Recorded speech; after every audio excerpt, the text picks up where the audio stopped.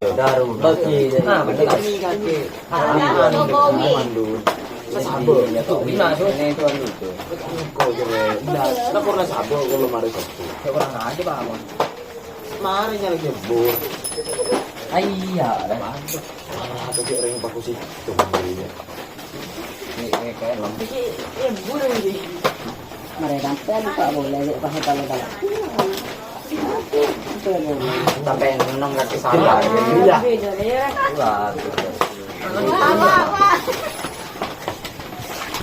itu bang pertemukan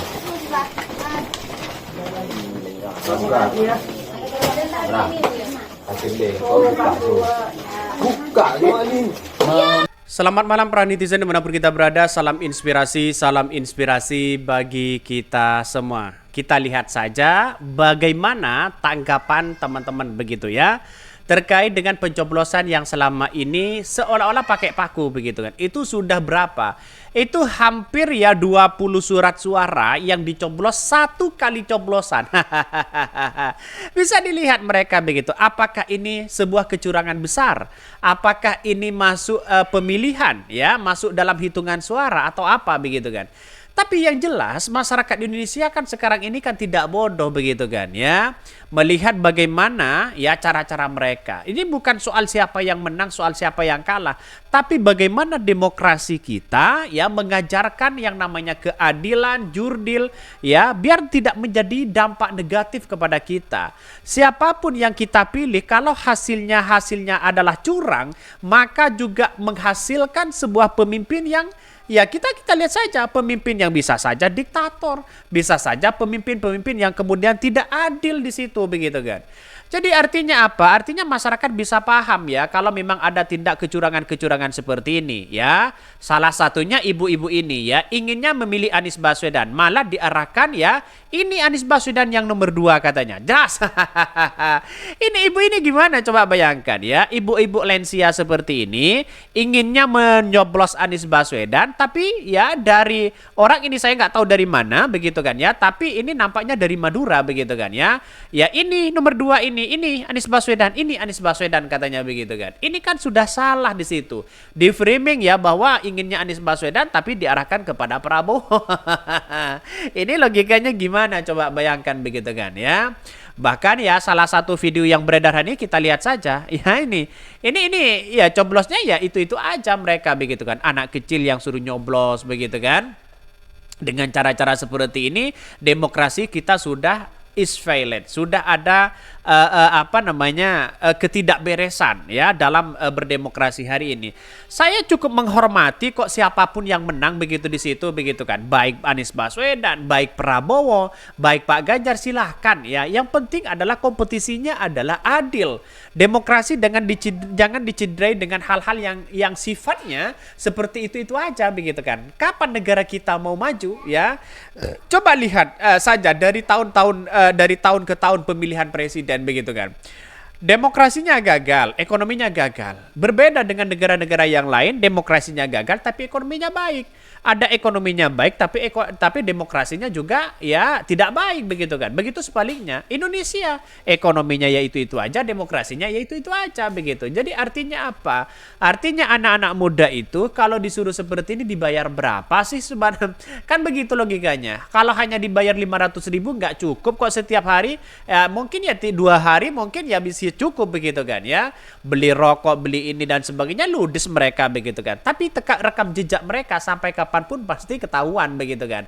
Karena ya kita lihat saja rekam jejak mereka begitu kan. Wajahnya begitu tampak di situ begitu kan. Hati-hati di situ begitu. Ya ini pekerjaan sampai kapanpun. Kalau masyarakat Indonesia tidak ikhlas, ini akan dituntut loh di akhirat begitu kan ya. Kan begitu secara agamanya begitu kan. Yang namanya curang itu jangan sampai yang kemudian begitu kan ya melakukan hal-hal seperti itu begitu. Ya salah satunya banyak begitu kan ya. Ini Warga tidak boleh nyoblos di TPS ini, berarti kertas suaranya sudah dicoblos semua 02 sama pegawai KPPS. Viralkan, tangkap yang melakukan kecurangan. Benarkah seperti itu? Nah, ini menjadi pertanyaan penting bagi kita begitu. Apakah benar seperti itu sudah dicoblos? Dengan beredar video-video yang beredar dengan video-video yang lain, ada yang katanya sudah dicoblos dan ada yang tidak begitu kan. Tapi nampaknya kecurangan-kecurangan yang kita lakukan begitu kan ya, yang kita lihat maksudnya, ya kita lihat apakah ini cukup menjadi perhatian atau cukup menjadi kepuasan bagi mereka? Tentu tidak begitu. Karena apa? Karena pada kenyataannya surat suara sudah dicoblos seperti ini ya. Ini gimana coba bayangkan? Ini berkali-kali kok begitu kan dicoblos seperti itu begitu kan? Kita lihat saja yang dipertontonkan seperti ini. Ya sampai masyarakat Indonesia hari ini muak melihat demokrasi begitu kan? Demokrasi sudah mati hari ini begitu kan ya?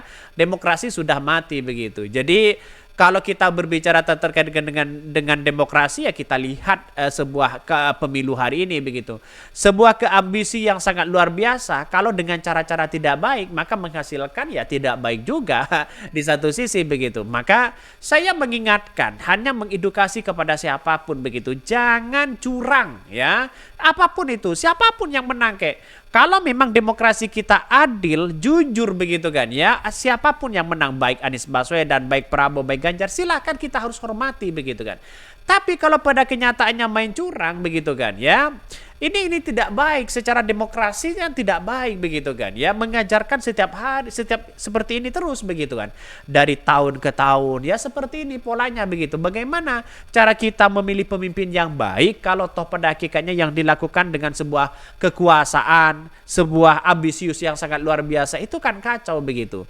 Maka disinilah peran penting begitu sebagai kita begitu kan ya, harus menjaga betul bagaimana demokrasi itu berjalan ya sebagaimana mestinya, sesuai dengan undang-undang kita begitu.